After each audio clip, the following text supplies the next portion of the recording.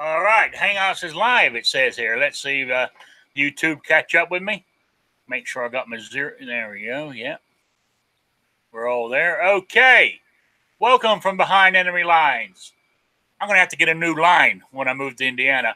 Welcome to Rick's Life as I See It, a 1-hour talk show about guns, politics, or anything else that crosses my mind. Also answer questions or anything that anybody wants to talk about in the chat boxes. Also, if you can't listen to the whole show, the audio file will be on Podbean, Stitcher, and iTunes, normally within 24 hours of the show ending. I have T-shirts and stuff like that on Spreadshirt.com.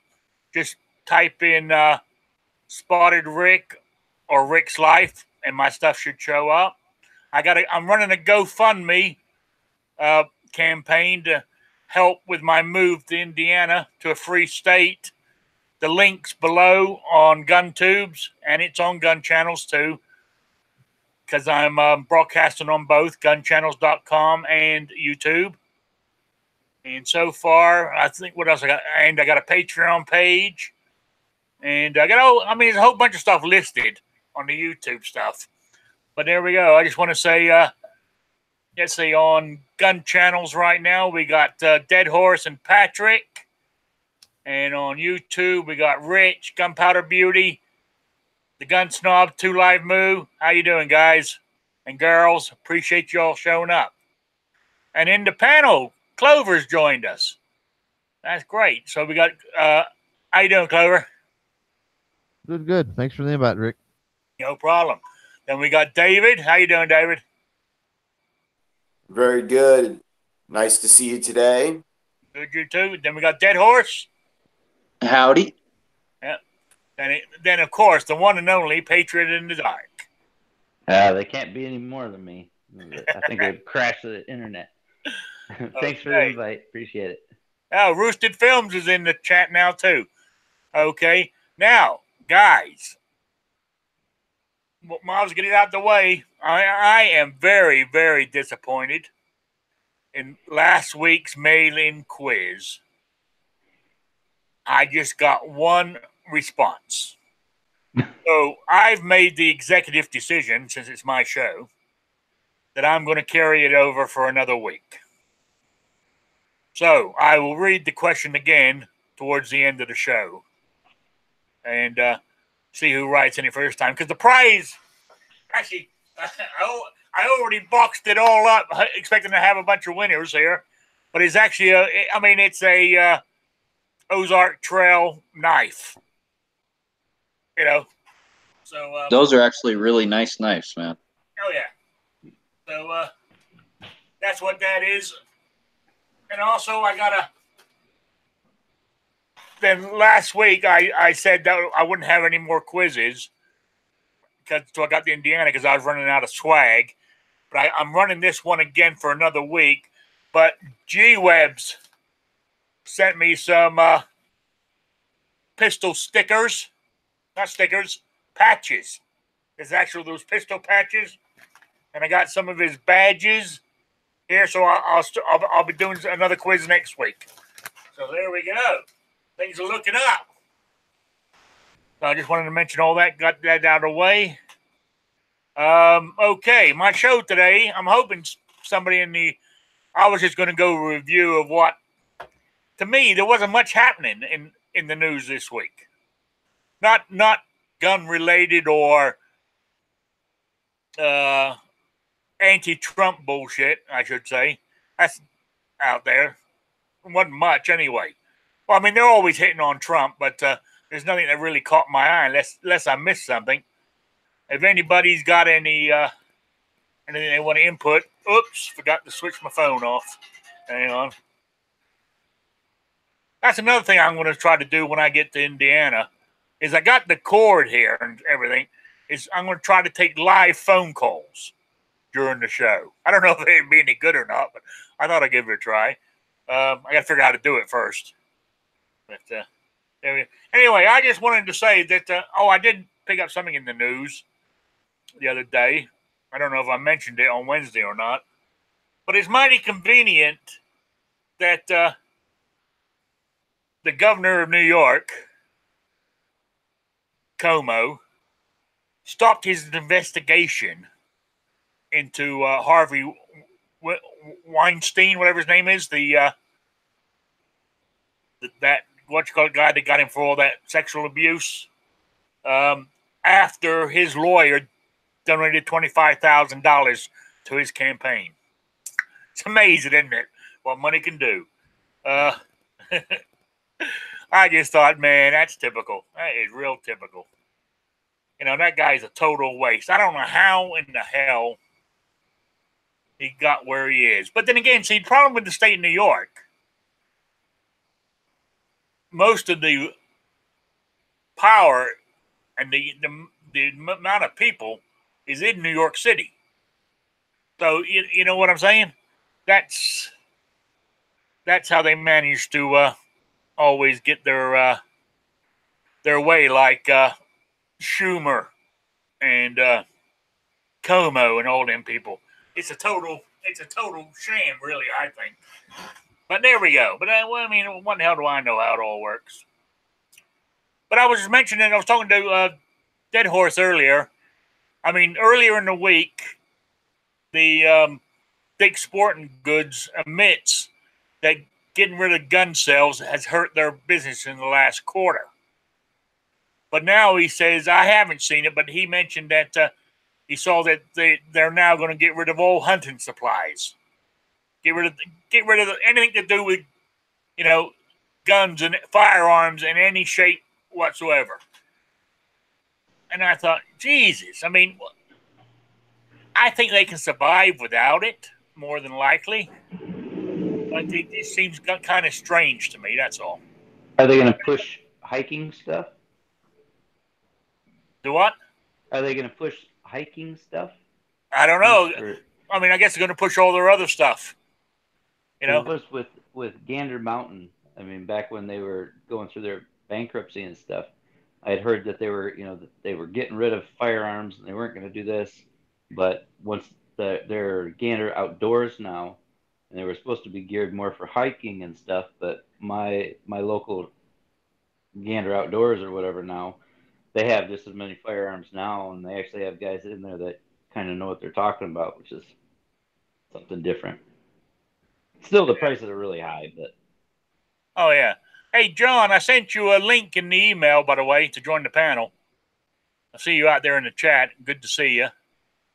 So that's John Z I'm talking about.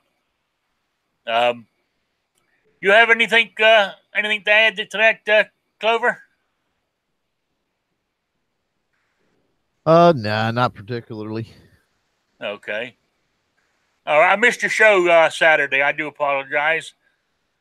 I was snoozing in the recliner, unfortunately. You know. So I saw a whole bunch of guns, like 2A gun stories come out this week, man. A bunch of gun news. What was that? I saw a bunch of gun news come out this week. 2A gun news, all sorts of stuff seems to have been going on this last week. Oh, I must be missing it. I know a bill got put on. Did you hear about the bill that got put on the California governor's desk? All he has to do is sign it into law, and that expands the amount of people they can take away guns from, like a massive expansion.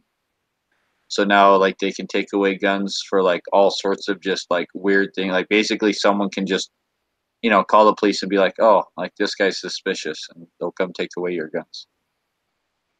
So that's what they're making it sound like, from what I've heard, is that, like, this bill just is that basically anyone who they want to take, like, a gun from, they can now.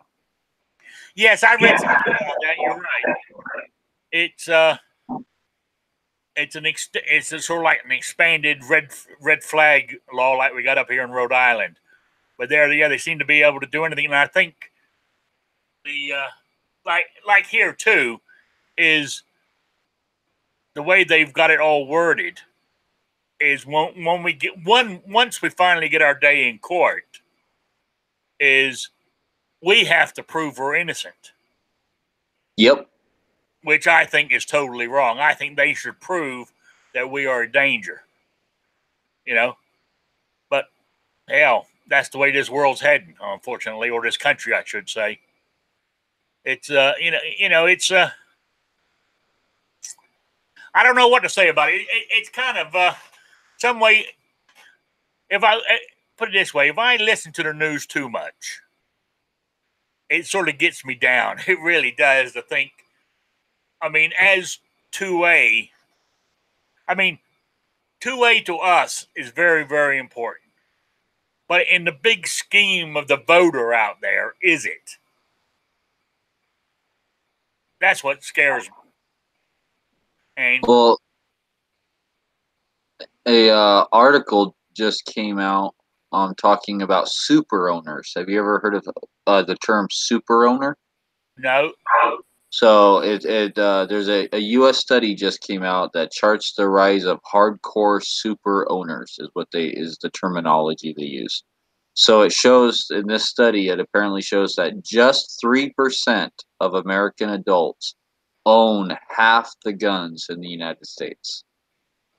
So 3% of the people own half the guns, and they're calling these 3% of the people hardcore super owners that have an average of 17 guns each. And I don't know, they're making it seem like it's a public health threat. Like is like basically the way that they're trying to make this sound is like this 3% is like a danger to society. It's this is like a government funded study. It's this study was paid for by government dollars. So It's very funny, Dad, that they name it a super owner. You remember Hillary Clinton, a super criminal, or what did she use the same super villain? Yes. Yeah, the same terminology. So the study also showed that like it also showed other things like female firearm ownership jumped from 9% in 1994 to 12% today. So that's a pretty big jump. And since like 1980, it's jumped 6%. yeah. I mean, females is the fastest growing segment of the gun community right now. You know, which is good. It's good. Doesn't it seem odd though to say that the super owner or whatever only has 17 firearms on average? So 3% of gun owners own all. That doesn't seem like there's that many firearms then. No, I mean, well, that's just because that's the average, right? So there's guys out there who own like hundreds of guns, right? There's major collectors and stuff, and then, but I think this isn't like, this isn't the average gun owner. Like it's not the average gun owner 17 guns. So out of the 3%, their average is 17 guns. Because realistically, I think like if we looked at just the entire population, like how many guns does the average person have? It's probably like 2 or 3. I'd say like most people who have guns probably only have like 1, 2, or 3, and because they have a gun for one purpose and that's it. They're not into guns, right? It's and the guys who are actually into guns and like guns and stuff, like those are the guys who have 17 guns, like who do hunt a lot or who shoot a lot or do competition, right? Or just this study totally makes it sound like it's a public health threat. That's what I don't like. I just thought it would seem that there would be a lot more than just 3% having more than an average of 17. It sounds like it's a small number to me, but I guess the other, it does sound like a small number because huge. Wasn't there? I mean, didn't there something come out? Was it last month or so that said now there is more guns in the United States than there is people? Oh yeah, have been for a long time, and that's in, whatever out in public in flux in ownership. That's not counting sitting in warehouses and things of that nature. you know, Yeah. on the, I hate to say on the streets. That's a bad term. Yeah, but I know what you mean. But You yeah. know? Yeah. So I mean, I mean, 3% of the gun population being super. I mean, I would rather. I mean, I haven't read the article. I saw you just put the link in there, but the amount of guns was there what 300 million or something like that? They say there is now in ownership. I could see that working out to 17 guns per person. You know, but just the top. I mean, there's got to be collectors out there. I mean, shit. I mean, even our Yankee Marshal has over 100 guns, I think. You know, so I mean, I've only been in the guns now for 2.5 years, coming on to 3, and I mean I've got 8, so I'm getting up there. And it depends a lot on what you've got, right? Yeah. I mean, Marlin Model 60s. I've got more Marlin 60s than probably most people have in their entire safe. But at the end of the day, they're Marlin Model 60s, right? Yeah. Oh yeah. I mean, talking about that. I mean, I was watching a video with Suits the other day. He finally built himself a gun room, and he got this wall all decorated up, and I mean, whole wall's nothing but AR-15s, that he owns. So, as he said, it took him 30 years to collect that many. Right. But I understand. I mean, I don't plan on selling any of mine unless I absolutely have to. Now, I posted another link in there, Rick. That's the biggest story I've heard that concerns me recently. Is that 11 different faith-based organizations, right? So 7 different church groups and organizations got together, and they're anti-gun, and they bought 200 shares of Smith & Wesson, which is the minimum amount for them to, as a shareholder, to request reports from the company. And they basically demanded that Smith & Wesson put together reports on what they're doing for gun safety measures and safer guns and safer gun products. And they put all these this request in for all these details and reports and all this stuff. And they want the report by February of 2019.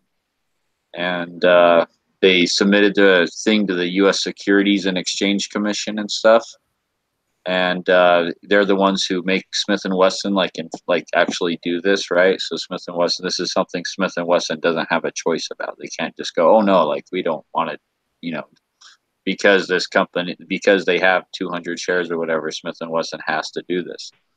That's what this article makes it sound like. I posted the link there in the side chat, but what do you guys think about that?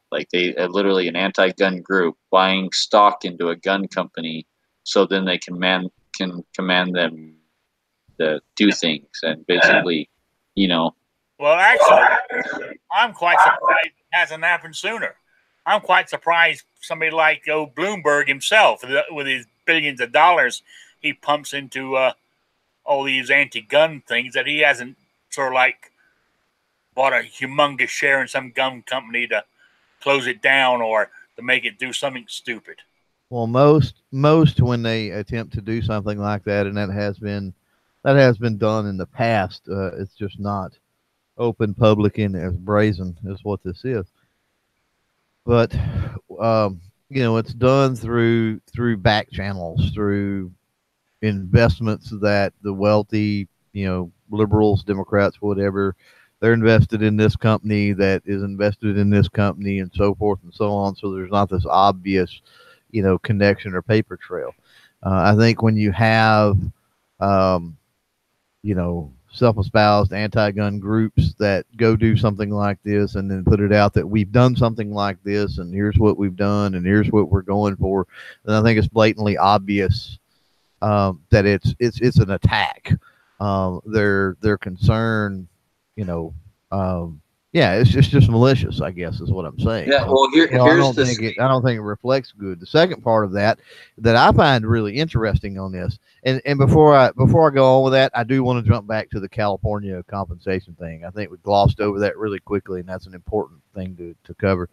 But I think it's really interesting with this that they pick Smith and Wesson, because if you know your history, Smith and Wesson has already rolled over and played ball with Andrew Cuomo once. Pretty much voluntarily. So, does that mean that these people know their history and know that as a company, Smith and Wesson has had? I understand they've sold out since then. I get that, but have they looked at their history and seen that Smith and Wesson, as far as the name and the brand and what have you, has rolled over and tried to play ball before? And so that's why they went with Smith and Wesson. How many others did they try to do this to and wasn't able to? Good point. You're right, because Smith & Wesson did roll over. Yeah, way back in the it was one of the gun bans, right? Pre-assault weapon ban. Yeah, pretty much. Yep, they actually signed an agreement with Andrew Cuomo at the time. Yeah. Was that about the Hillary hole in the revolvers? Or no? No, this had to do with some safety measures at the time. They were trying to force through various safety measures. One of them had to do with gun locks. This was before that even. I mean, that's a thing now, but that's before that was even in play. So the whole shipping everything with a gun lock and with the paperwork. You get a stack of paperwork with a firearm nowadays, right? Yeah. That not only just the manual, you get all kinds of safety brochures and other things depending on what state you live in. So had to do with a lot of that. Manufacturing had to do with restrictions on advertising, magazine capacity restrictions, trigger pull, weight restrictions. There was several different things in there, and this was all brought about, honestly. What prompted it back in the day was you had quite a few cities that were trying to sue firearm manufacturers, and this all revolves around also to an extent the whole Ring of Fire issue, and with those particular firearms. But you had mainstream companies, Glock, Smith and Wesson, so forth and so on, that was brought into it as well. And these cities were trying to sue manufacturers basically for the cost incurred with gun violence within the city. And it was something that Andrew Cuomo was trying to broker out.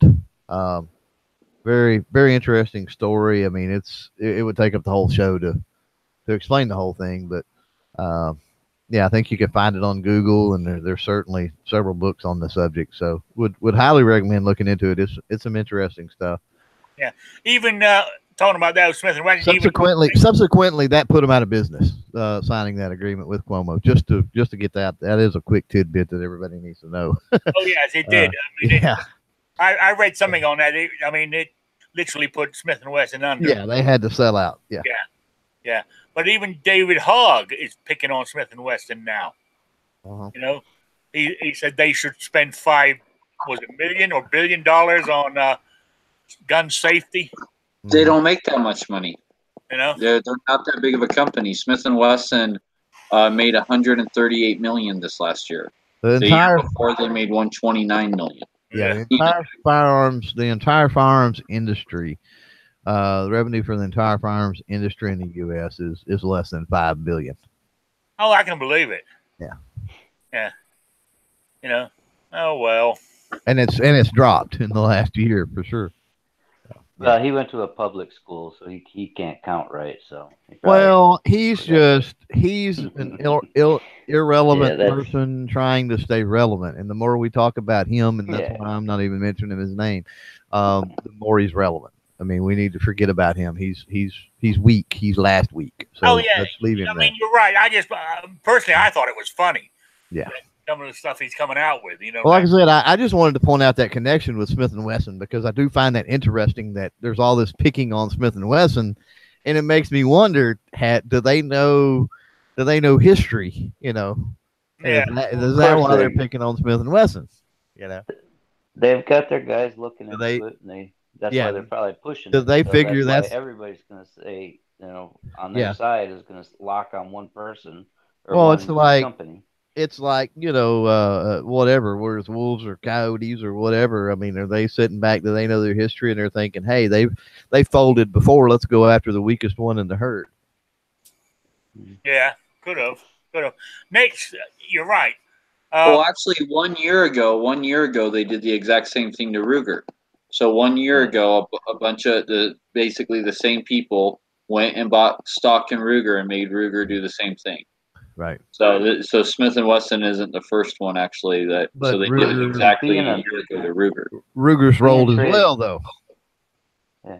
Well, Well, they're traded just. I think they're publicly- just going after the bigger names. I don't think these guys know anything about the history, dude. I think they're just going after the biggest names.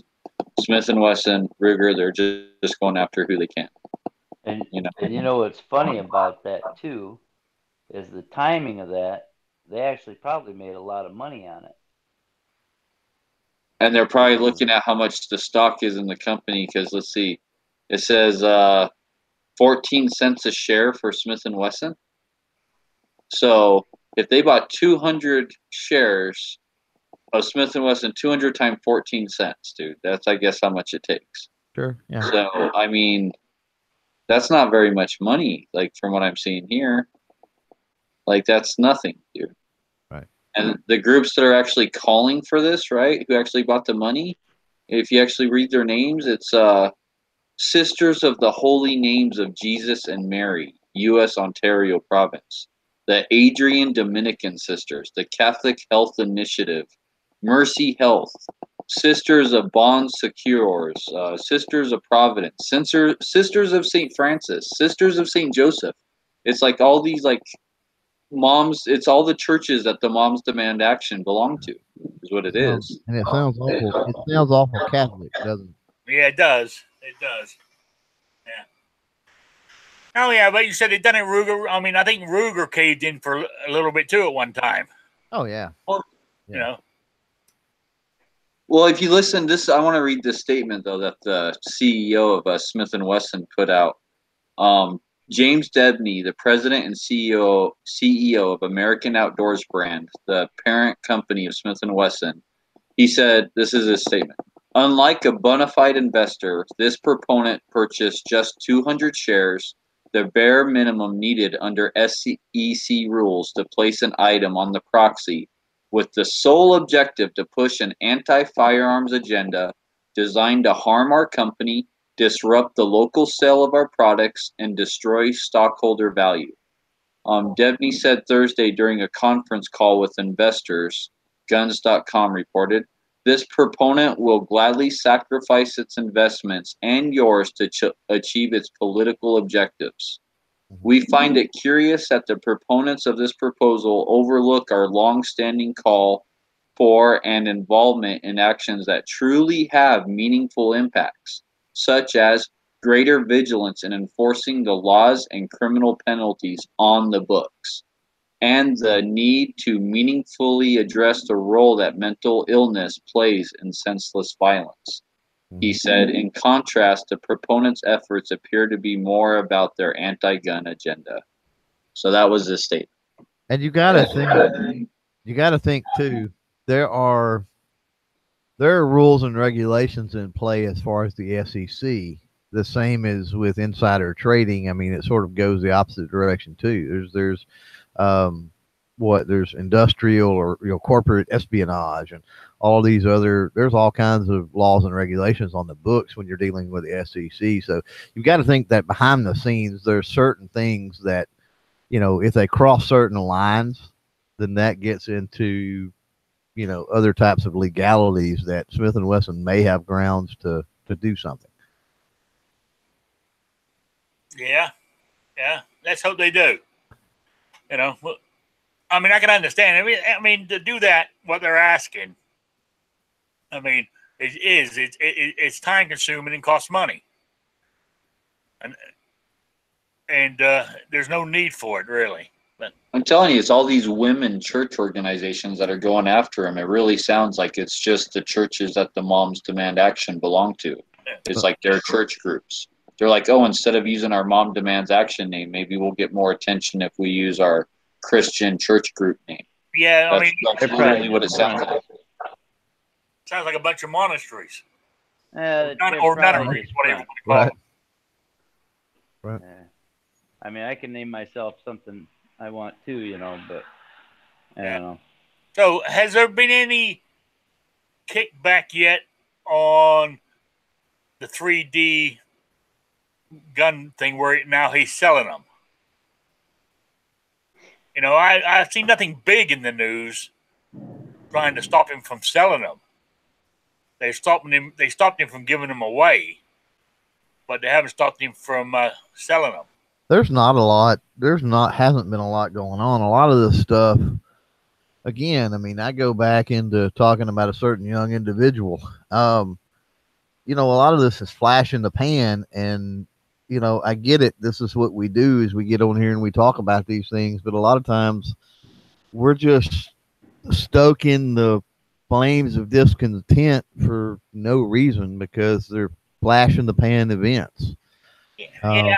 And that's what. There's no substance behind them, so they've got to do that, right? They're literally flinging poo at the walls to try to see what sticks. That's what they're doing with all of this, and it's blatantly obvious because so far nothing's stuck, not to speak of. I do get it, and it's part of it's in panic mode because of elections. That's something.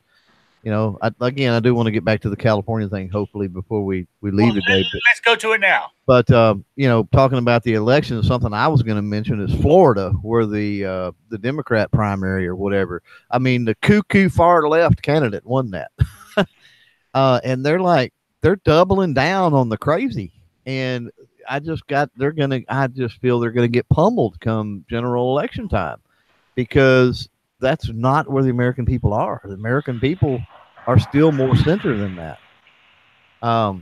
That's if they pay attention, though. Well, that's true, but I mean, when you get these people out on I TV live espousing these crazy left things, it doesn't matter. I live in a union area, and I tell you, they could put up a scarecrow and it would get in.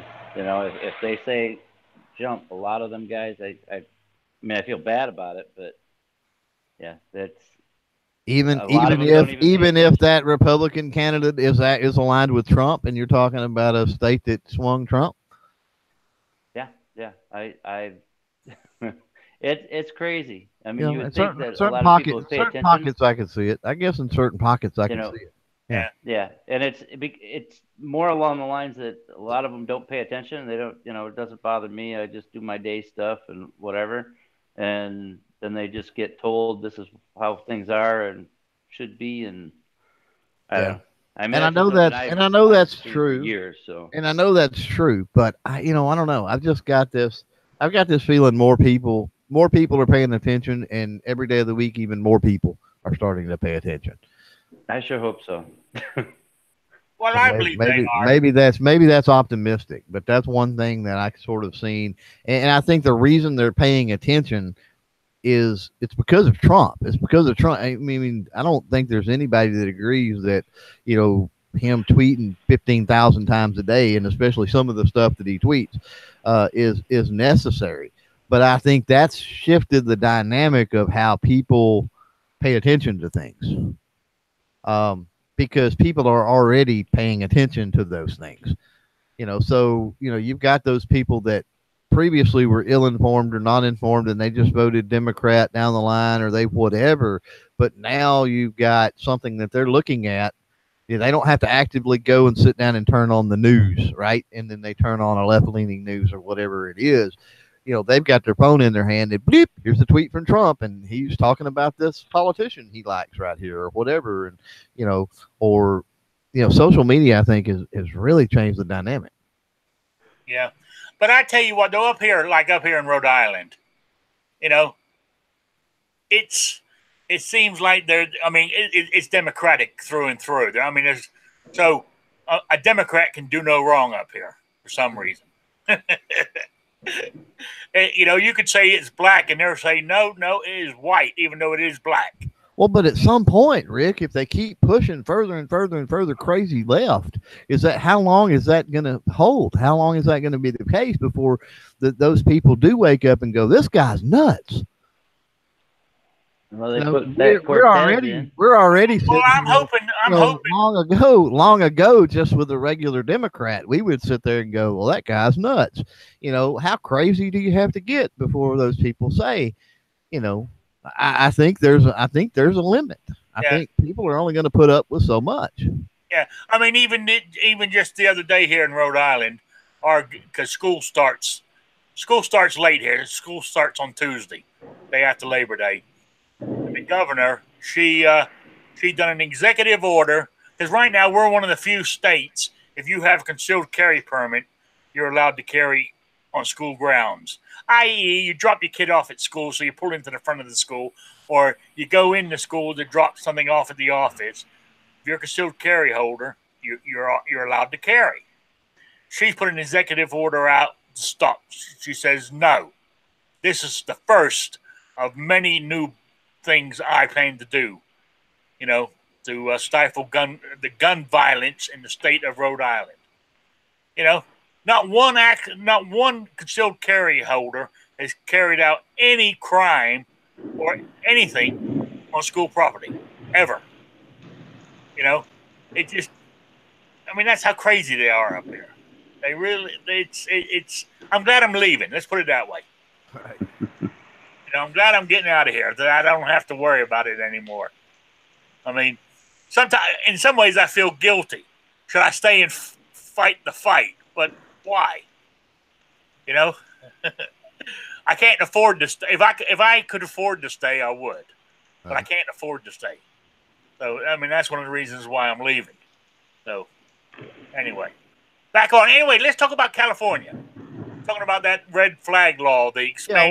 Yeah, what I want to say, and I may have talked about this before, but this is one thing. The red flag thing comes up, regardless of the state. It was an issue here in Texas that is, I guess, mildly, it kind of is still a current issue, and it's been in multiple states, and I think we have to be careful, because we want to get real defensive and come out and go, oh, it's red flag, and they're going to confiscate everything, and we don't read the bills, and we don't look at, how things are being proposed, and we don't actually talk about the root issues that are issues that need to be looked at and addressed. Okay, I don't think there's anybody that can honestly stand up and say, oh, we have absolutely no mental health issues or anything else going on in this country ever, because that's a farce.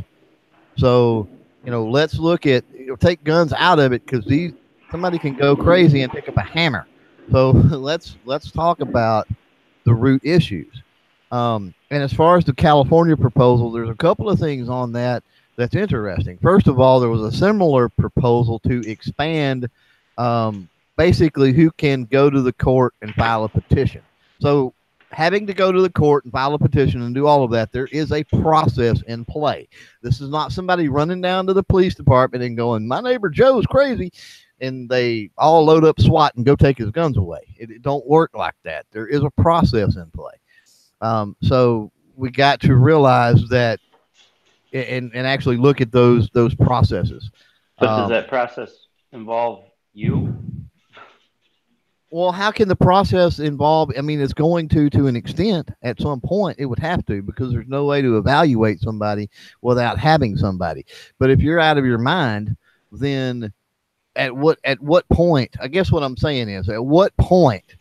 Once upon a time, we had people that went to church. Okay, every Sunday, whatever. We had people that were a part of clubs, book clubs, and groups and things like that. We had tighter communities that had barbecues at the house on the corner on the block. We knew all of the parents of the kids that our kids went to school with. All of this different kind of. The society had a better aspect of community to it. And there was more charity, right, and generosity within that social demographic.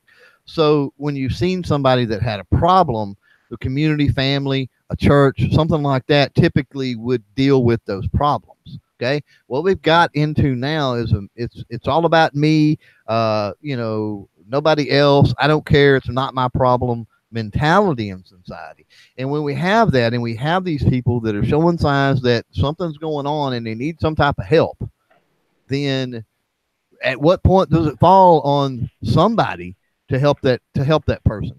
If you're not willing to do it as a family member, and you're not willing to do it as a neighbor, and does it fall on somebody? Does it? Because what this says is that now a coworker or a school administrator can basically file these petitions.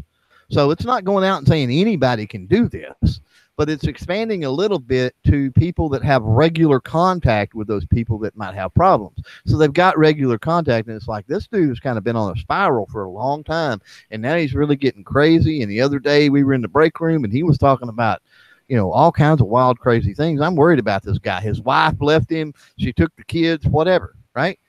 And I'm coming at this from a position, and I'm not going to get into my personal story. I will privately if anybody wants to talk about it, but I'm not going to live on the air. But I've been into a situation like this before. We handled it as a family. We took care of business, and yes, I took the guns away. I dang sure did, because this particular individual in the family had no business having them at that particular time. And about 3 or 4 months later, everything was smoothed over and he got his guns back. But I took them away. I don't give two flips about his Second Amendment rights. He was distraught, and he didn't need those around because I feared he was going to do something that, was harmful to himself, actually. But along the same lines, I mean, he very could have been distraught and went out and done something that actually hurt somebody else, right? So I felt I had an obligation to protect him. And like I said, I don't think that there's that element of caring for our neighbors in society anymore. So when that happens, like I said, that's the conversation that I think we need to be having here. And then looking at it and going, okay, are these reasonable? Are these draconian measures where, like I said before, you can go in the police department, just tattletale basically on somebody, make up some crap, and they, with no process at all, they just go down and take away the stuff? Or is this, okay, if you're close to this person, you see this person on a regular basis and their patterns of behavior and what they do, and them, maybe they're even a friend or whatever, right? Because, I guess a teacher could kind of be friends with a student, and obviously coworkers can be friends with each other. So they've got some type of connection there. It's not some cold-hearted bureaucrat just coming over and taking all your stuff. So in that sense, I guess my question is there room for something like this? I know we rail against it all the time, and everybody likes to stand up and go, it's a red flag law, say no, shut it down. But let's have that conversation. Is that something that needs to be in play in some way, shape, form, or fashion? Yeah, that sounds reasonable to talk about it. But I just have a concern as far as, I mean, I know some people, right, and their judgment on what is scary or what is not normal or what is, doesn't match up with a lot of people.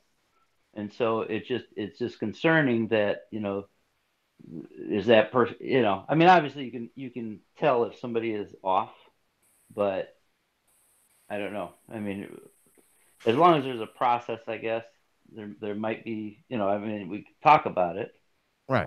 And I certainly think that there needs to be a statute of limitations. There needs to be something in play where if that does happen, to where, like I said, that scenario where homeboy's wife left him, took the kids, he's distraught. Maybe he's even lost his job at this point, whatever, I don't know. And, a coworker goes down and does it, and then they go through the process, and whether it's a psych evaluation or whatever else happens, and they go, okay, this guy needs help. While he's going through therapy, we need to take the guns away. I think there needs to be, the day he completes therapy, he gets them back. There's 4 months or 3 months, or it's a year, or it's not an indefinite thing for sure.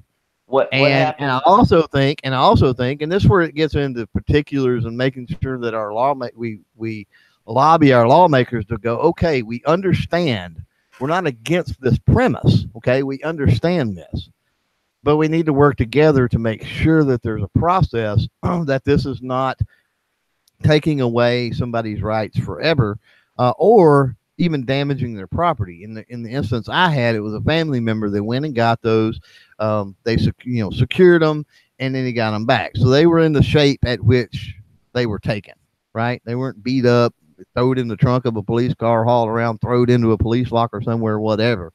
Um, so maybe you contact a family member, or maybe you get FFL dealers involved in this, or there's collectors in the area, some type of maybe a CNR in the area or something like that that you work with, even a museum for that matter, that you can say, do you have a storage facility that we can utilize for these purposes, right?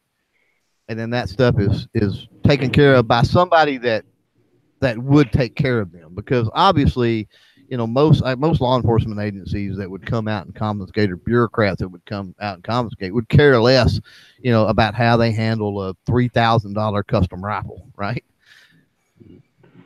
Yeah. My concern is, say with that same situation, the guy, his wife left, and he's having a hard time at work, so he's been spending a lot of time going to the range, and I think that's dangerous. He's obviously having a hard time, and he's playing with guns a lot. There is a line sometimes, that I don't know. It's But the line would obviously a probably hard. be he's going to the range, he's guns a lot, and then there's a conversation that's had with a coworker about how he's about to lose his job, and sorry SOBs and that, and he's got a thing or two for them, blah blah blah, and I'm not going to get into the specifics of the wordage on that here live on air, but you get where I'm going with that. Yeah, I mean, I understand where you're coming from. That's a different situation. But it comes down to, I think the person should have, I don't know. I think where everybody gets upset with is they come and take them. They go to front of a judge. Here in Rhode Island, is they go in front of a judge. The judge looks at all the information put in front of him, and he will either say yes or no. If he says yes, they come and take the guns. Mm-hmm. Then within 30 days, there has to be a court date for the person, i.e., to go in front of the judge and say, "No, I'm not crazy," or I'm not a harm to anybody. Mm-hmm. Yeah, but see, what I'm hearing is in a communist state with left-leaning judges, all a girlfriend who's pissed at her boyfriend has to do is call the police and say, "Oh, my boyfriend threatened me with a gun," or "I'm concerned for his safety," or "I think he's going to kill himself," even if it's completely false. They will instantly get a fucking warrant from a judge in 5 fucking minutes, and they will be taking his guns, and then he has to go and prove that he's not fucking crazy. And that, like what you said earlier, Rick, that's where like everyone's talking online. Like for the most part, they're saying it's not innocent until proven guilty. At this point, it's you're guilty now. You got to prove you're innocent. Yeah, that's a big problem with that. Well, we're not talking about a crime. So how does that apply? It's just a notion of somebody that's saying that they think there's an issue. You're saying, well, it's not. Yeah, you're like, well, it's guilty until proven innocent. Well, this is not a criminal thing we're talking about, so that doesn't apply. You're interjecting things into it that don't matter. My problem. Okay. So my ex-girlfriend complains that I'm dangerous and I threatened her. She goes to the police. The police go in front of a judge who's anti-gun anyway, for argument's sake, being up here in Rhode Island. And he goes, "Okay, take the guns." So the police come and take my guns. Now, in 30 days' time, I go to court and say, "No, I didn't threaten her." So now we're in he took them away because they said I'm a threat to them. Mm-hmm. I got to prove I'm not. Right. Which is proving that. So they're saying I'm guilty before I even get started. The one thing I'd like to mention, okay, say there is this crazy person that has a real issue, okay, and it's not just a hearsay or whatever. He does have an issue, right? They say, okay, we want a warrant. We're going to go serve him. We're going to take his firearms, right? They go and take his firearms. Is there anything written in that bill that they're going to help the guy out, or they're just going to take it and leave Not him in there? Rhode Island, there isn't. You know, is there some form of follow up? Do they commit them? Do they do something, or are they One just of like, the one okay, of the well, we got bills. your guns, go, One of the whatever. bills, and I don't remember if it was Ohio, maybe, or there was a red flag bill that I actually went into the wordage on the bill. I haven't on this California one yet, because this California one actually is extending an already existing bill anyway. So I mean, you would have to dive back into several bills on that to be able to understand it. But on an Ohio bill, the process dealt with evaluations and stuff, and it was pretty fair. It was pretty fair evaluation process with it. A pretty clean evaluation. But yeah, I mean, you have to restrict first of all who can do it. A random girlfriend. I don't know. That gets a little crazy. So that's where, if you're talking about that instance, that's where the legislation, people need to be paying attention to that and rail on that and go, whoa, whoa, whoa, we've got to tighten this up. This is entirely too loose. I'm not saying that, I am pro, we do this across the board. What I'm saying is that if we're not doing it as society, then it needs to be done. There's people out there, I know firsthand, I've been through it, that go through these issues and they need help. They're not bad people. They just need help, and they may not be around or have family around or have friends or coworkers or school administrators, or they may not have anybody around that can help them, and if so, it's not about necessarily what they'll do and go out and do. So we're saving a whole bunch of lives, but it's just the one person. I mean, that person could, once he got better, could go on to be the next president of the United States and the best president we have, or the next freaking Bill Gates or Steve Jobs or whoever. You don't know what that person is gonna go on to do in the future, I think and they deserve some help and some compassion at some point. And I think we can restrict it enough and make the process easy, and yet comprehensive enough, talking about with like psyche valves and stuff, that you could make that work. So here's the real push question. for the. Go ahead, Patriot. I was just going to say I'd still rather push for the community to do it. Absolutely. And, keep the government out, because absolutely. It's yeah. Around here, I mean, I go to church every weekend. I'm there every Sunday, and there's things. I mean, I'm a blind guy, and I still, help out. I do what I can, and the neighbor kids that don't have, the parents, the dad, the what, I do what I can. So I know there's, sighted people that probably do it too. So yeah, but how many people, and us on this panel, and I'm sure anybody listening, whether it's now or in replay, right?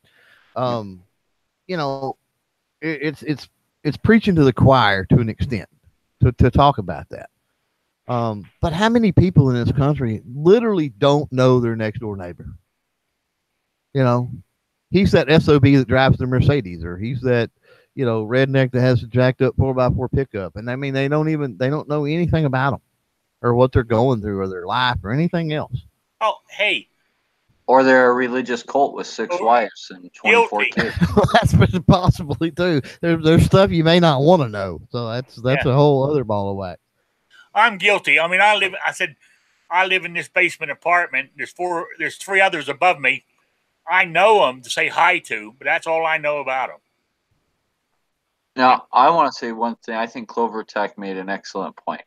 He talked about people like someone could be the next Steve Jobs, right? Or president of the United States or something, right? So I think it comes down to one question we have to ask ourselves is it worth it for all those people, the new Steve Jobs and the new Einsteins and the new presidents and all that to come through, and then for the once in a while for a Vegas shooter to slip through, and once in a while for a Hitler to slip through, right? And so So you got to weigh that, and I think it's worth it.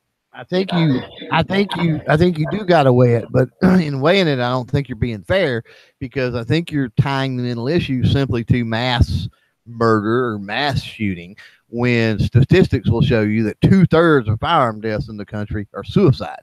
That's a mental issue. Mhm. So that's such a glaring number in that statistic that's also thrown into the mix here. It has to be. Yeah, I think what it is too, people fear is like because these laws, that means the government's got involved, and government have a record of abusing shit. Yeah. Well, I don't think a disagree lot with of that. these suicides, they don't. I mean, we can't take a suicide into context, right? So one of these suicides might not have been like a 13-year-old kid. It might have been a 76-year-old man who just found out he has terminal cancer and he has like 2 months to live, and it's going to be a painful death, right? Like we can't. So I mean, can you put that kind of suicide in the same context as like, oh, some guy who just lost his job and left his wife and kid at the age of 25? Or You can't, but I could probably find you numbers broken down in some type of a demographics like that. I mean, see, that would be really interesting, I because don't think that would be hard to find. But I'm that thinking is, a majority of those suicides are probably people like see, terminal cases. I don't. I think those are outlier cases. I think the majority are going to be mental situations, and I can say that I'm basing that on personal life, and the number of friends, acquaintances, coworkers, people in the community, whatever I know that have committed suicide, that it's they weren't diagnosed with a terminal disease when that happened. There was No, something that they went distraught. Many of them, it was one of them situations, and I think this is where you get into the whole when you talk about the Vegas or the Hitlers or whatever, right? Many of those had a snapping moment, and there was really no sign. I mean, their wife left, they immediately went nuts, and they immediately did something, right? There wasn't this progression of falling down the whatever, A falling down mental the break, right? yeah, falling down the rabbit hole until they just finally hit bottom. At bottom, I mean, they fell straight to the bottom and did something. There wasn't a tumble involved. And I think that those are the situations when you look at those people. I think a lot of times those are the situations that's going to occur, and then they're going to be even more of an outlier because there's not really a lot you're going to do about that. You can't do that. No, I agree with you. I completely agree with you. I just think that we have to be a free enough society that where things are going to slip through, like mental Yeah. breaks are going to happen, like temporary insanity or whatever you want to call it.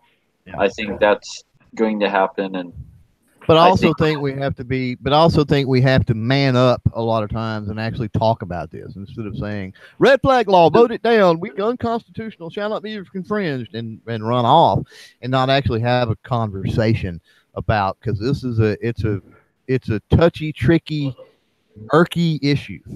I think we should have the conversation, about, the mental issue. I wouldn't jump off right directly and, with the red flag laws and all that, because that's already playing on that. Well, I don't think it has to do, and you're right. I don't, that's what I'm saying. I mean, it's not about guns. It's really not, because knives, hammers, a car, you could, I mean, if we're going to go down this rabbit hole, then, and that person is actually a threat, obviously guns make it more easy to do something, right? We could agree on that. I think that's the whole point of it. But if we're going to go down, if we're going to go down this rabbit hole, maybe depending on things, maybe we take driver's licenses away for a little while. Maybe we take knives away from a little, you know what I'm saying? Maybe we just monitor. Maybe there's a big brother. That's what I'm saying. It's not like that we even have to take things away, but maybe there's some type of system that can be put into play where, okay, again, guy's wife left him, kids gone, whatever, distraught, gets reported. and there's some type of a mentoring system, or they pull somebody in from the community. Maybe it's a church group that's devoted, that would bring the So churches. you wait, you said recorded, so you're talking hard evidence, like someone actually gets video or already audio recording, and it's not just hearsay. See, my problem is that it's the way that this thing is, from my understanding, the way that it was that I read it from a post on Instagram, is that just hearsay now can get your guns taken away. Someone has to do nothing but say, I think he's going to hurt himself or hurt somebody else. Yeah, but there's a process with the petition. It would be interesting to pull some of these petitions up. I don't know if you can find them online. It would be interesting to pull some of these petitions up and see what's required, because there's got to be some type of requirements other than just. I mean, hearsay is going to be a part of it. I'm sure, but there's got to be. It's not. It's not. It's not so and so said this or that or this or that. But what I'm saying is maybe we don't even got to get to a point, if we actually look at this. Maybe we get to a point to where things can be in play where we don't even have to take anything away. Okay, a petition is filed and this guy's got problems. Somebody that cares about it, whatever, goes down, they get a petition filed, and maybe they bring in, like I said, a church organization or something that's been established, or some type of a community organization, and that person goes and visits with that person for several hours a day, or maybe a couple of people are tasked with visiting that person. And then with visiting that person, they're going to easily find out if they're unstable or not. So then they report back and they go, hey, whoa, yeah, we think we need to hang around a little longer, or yeah, this is Bubka's, man. There's nothing wrong with this guy. I mean, he's fine. He's okay. We feel he's okay, right? Yeah. I understand where you come from. It is a touchy subject. Maybe we need to talk about it again on another date. Because I mean, yes, it is a mental health issue, no doubt about it. But to me, I mean, especially the one written in Rhode Island, there was nothing in there. Yeah, that's too open ended. It's too. Ours is too open ended. They can come and take them, and they just leave me be. They don't offer me any help. Yeah, what's to stop you from using something else? I mean, yeah. Here's the point. Here, listen. My cousin Gregory killed himself. He didn't use a firearm.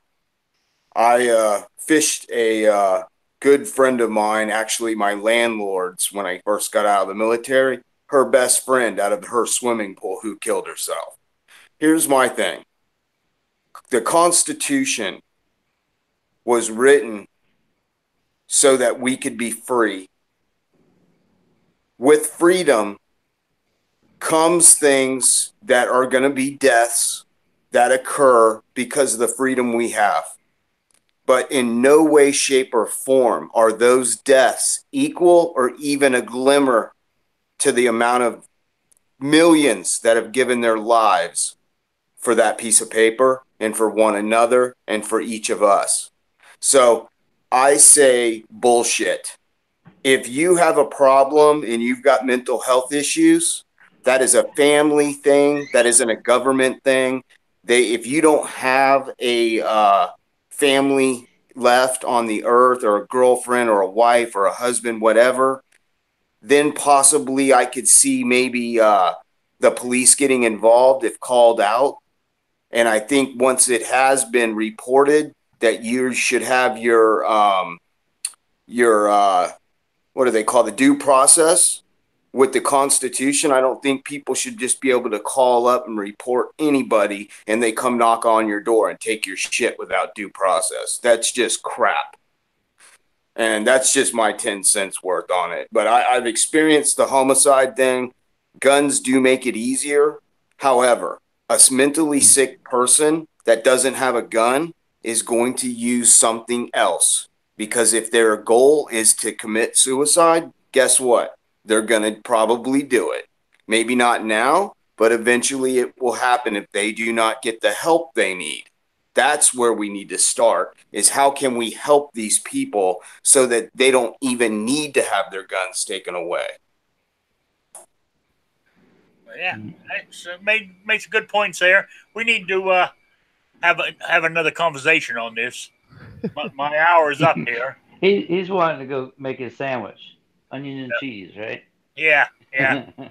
Mind you, I don't know if anybody's following the chat in on gun channels. OG Web's making some good points here.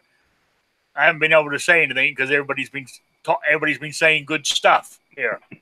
It's been really good. I really like this chat today. We hijacked you, Rick. We hijacked you. Yeah, it's fine. I think I'm going to bring it up as a topic again, maybe on Wednesdays. Part of my disability thing, mental health is part of that. I might bring it up again on Wednesday. So I don't know. I think it was a good chat. I really do, and I appreciate it. Okay, I'm going to give you the same question for my quiz for the knife, because I only had one person enter it, and I'm very disappointed. So I'm going to let it run another week. And the question is, you can Google it and get the answer. That's how I found it. It's to do with the Luke Cage series on TV. So just type in Luke Cage or type in this person's name I'm going to mention, and it will give you the answer. I want the name, the model, and what kind it is. This weapon, firearm, is a firearm that was used by young Cornell in season 1, episode 7. And the revolver, it's a revolver, so I'm making it easy for you guys now, was later seen in the hands of Mariah Dillon. And that was in season 1, episode 12. I want the make, model of what it was. There you go. That is the question. Email me at rickslife@gmail.com or spottedrick@gmail.com. So there we go. Dead Horse, did you want to mention what you were talking about earlier, or you still have to work on some details? Yeah. So Rick has a GoFundMe going to help him move out of his communist state and move to a free state, which I totally support that 100%. I like it when I hear people say, like, hey, I'm going to go pay my hard-earned tax money somewhere else, to a gun-loving state. So Rick has a GoFundMe set up. It's posted over there on the front page of Gun Channels. So David and we're going to host a giveaway for everyone who goes and participates in Rick's GoFundMe and donates over there to Rick's GoFundMe account. We're going to give away some Slip 2000 oil, and then your choice of a selection of AR-15 and Glock accessories. So you'll get a new enhanced magazine catch or safety or pins or a bolt catch or something for your AR, or you can get like a new fancy Glock end plate or mag adapter or, +2 magazine, adapter. So there's going to be a choice of prizes. The more you donate, the more entries you get. If you donate under $5, you get 1 entry. If you donate between 5 and 10, you'll get 2 entries. You donate between 10 and 20, you'll get 3 entries, and so on. So, and Rick's going to keep a list of everyone who donates over there, and then when that's all said and done, we'll hold a live drawing, and we'll let the computer pick the winner, and you'll win some really high-end, nice gun oil and a really nice gun part for your AR or Glock or M&P. There's a couple different guns that we can do. So. All right. Thank you very much. So you guys all got that? The link is on gunchannels.com. So there you go. I appreciate it. Any last shout outs there, Clover? No, I'll be quiet now. Don't want to plug anything? No, I'm good. Everybody have a good Labor Day weekend. You too. David, anything you want to plug? He's gone away. What's he going to make my sandwich for me? All right. Dead Horse, besides that, anything else you want to plug? Other than my wife, go over to gunchannels.com. Daily gun show, 10 p.m. Monday through Friday. Probably, every single weekday. Probably one of the longest running consecutive gun shows that I know about. I don't know if it's the longest ever, but it's for a 5-day week. It's been going on, several years now. So they're on 600 and something episodes. So yeah, go check out the Daily Gun Show, gunchannels.com, free to join. Okay, Patriot. I don't know. Just if you want to break a shotgun and put it back together, you can check out my video. Give me some ideas if you want. I'm trying to stay busy, have a good weekend, and gundeals.com has some cheap shirts on Amazon this weekend, $2.80 ish for one of their advertisement shirts or whatever. And get in on that patch batch that G's got going on, as far as you buy the it's Indiegogo, patch, whatever it is. Yeah, you pay like $50 and you get a whole stack of patches. Yeah, that one's pretty good too, and it's only like 11 more days. It's only going for 15 days, so make sure you do that. And hello to everybody, and thanks for all the interaction. All right, thank you. And everybody go to Patriot. He's producing some great videos on how to break down and clean guns. It's really great. And I tell you what, I even used his 1911 because I cleaned mine the other day, and I had to revert to his videos to make sure I was doing it right. So there we go. So it does work. So I want to say thank you all for being here, and I will see you all on Wednesday at 7 p.m. Thanks, guys.